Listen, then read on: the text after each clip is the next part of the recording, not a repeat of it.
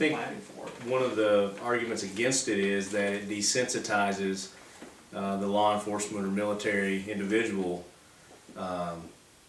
to the civilian population, I guess, is what one of the arguments is against using those type targets. Well, I disagree with that.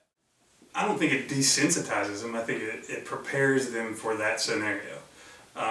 You know, a lot of the people that are coming out saying it's a big conspiracy theory, saying law enforcement and military are going to be prepared to take on pregnant women and children and take them all out because this is the end of the world and the beginning of a police state. I mean, we've got a law enforcement officer here.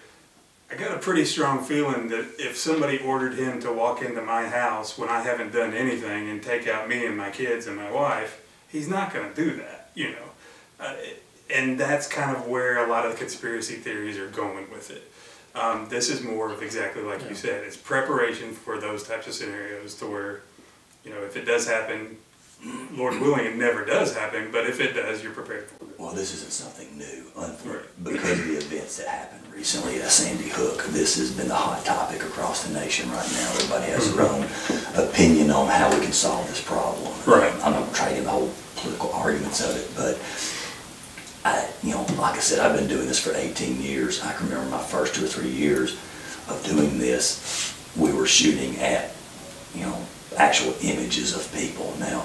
And it's shot discrimination. It's like you said, we're not going to walk into Zeke's home and start opening fire on an innocent family. Right. There's a lot of discipline that goes into play with it. Some of these targets you'll have, you can change the hands on. You can have where the same target may have someone holding a badge or a beer can, or you have the woman who's holding in her right hand, she's got the baby, and one time she might be holding a gun in the picture, another time she's holding a bottle to feed her baby.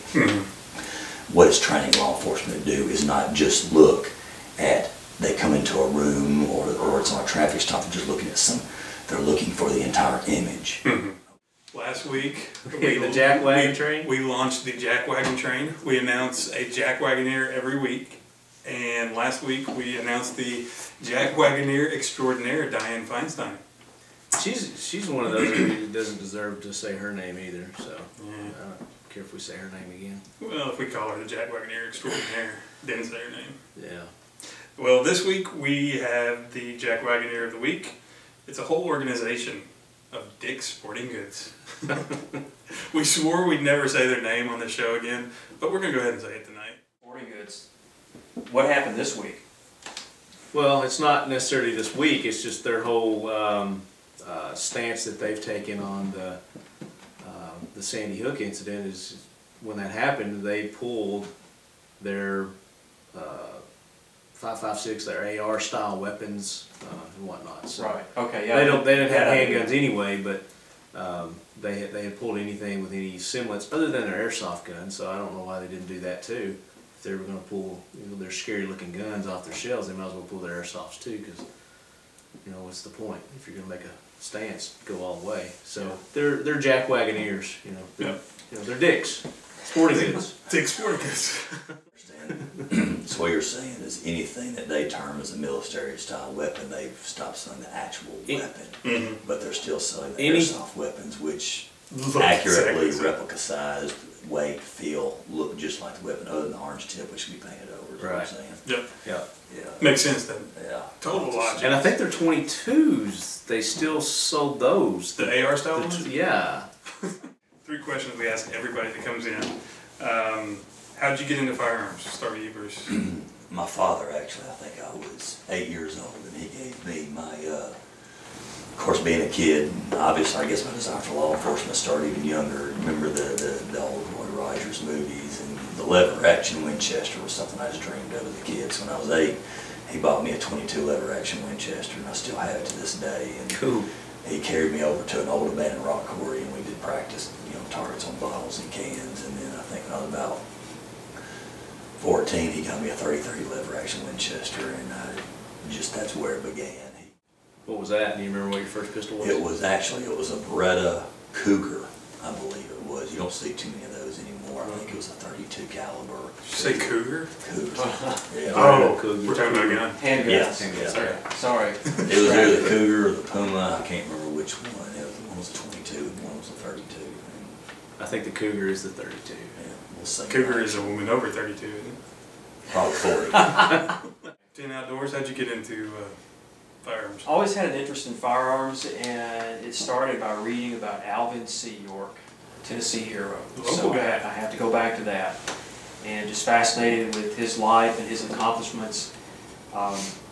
I didn't actually buy my first gun until I was almost 30 years old. I was in my late 20s. I've got to mention his name briefly. I worked with Hickok 45. He was my boss. We worked for a company in Nashville. So this was about 26, 27 years ago, 28 years ago, I guess. Almost 30 years. And so I've known him for about a third of his life. So anyway. You know he listens to the show. I know he does. That's why I said that. So anyway, Hickok had me up to his house about every week. And this is before John was born. So it goes back a ways.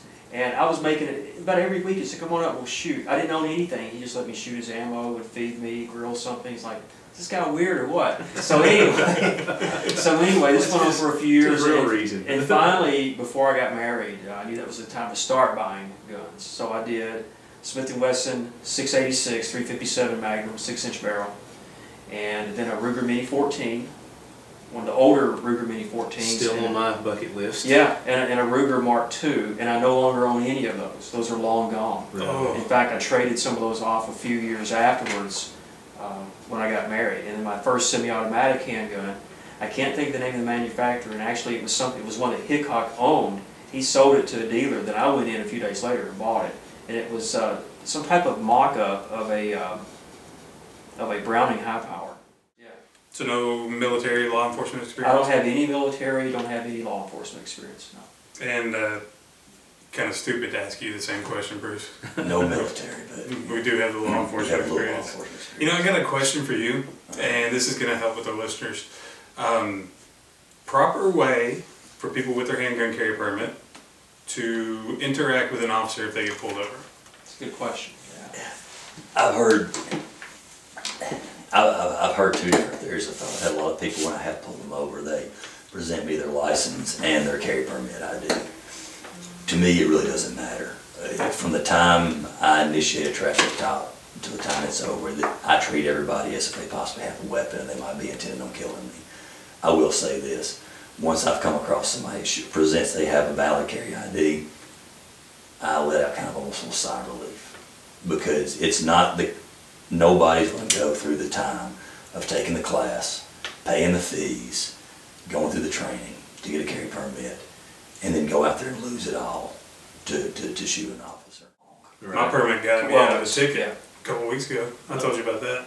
I will tell you, if somebody showed me a carry permit, high likelihood that I'm going to have a nice day. Well, That's I didn't want to say anything on mine, but yeah, the times that I did that, it was just. We kind of look at you're on our side, so have a nice day. Name one, either movie, your favorite TV show, or music involved with firearms. For me, I think one that the bad part about becoming a law enforcement officer was all the movies I grew up loving. They've been totally destroyed. I loved Lethal Weapon. That was one of the greatest movies ever made. It got police work, but I've never seen so many Mel fallacies. Gibson. Oh, it was crazy. And you know, Die Hard, the whole Bruce Willis. That was the reason I went and bought my '92 Corvette, was because you know, Wow.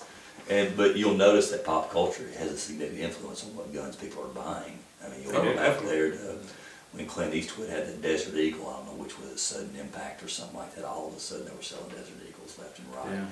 Lethal Weapon and Beretta 92, yeah. Those two movies did more for the Beretta 92 than anything. Yeah.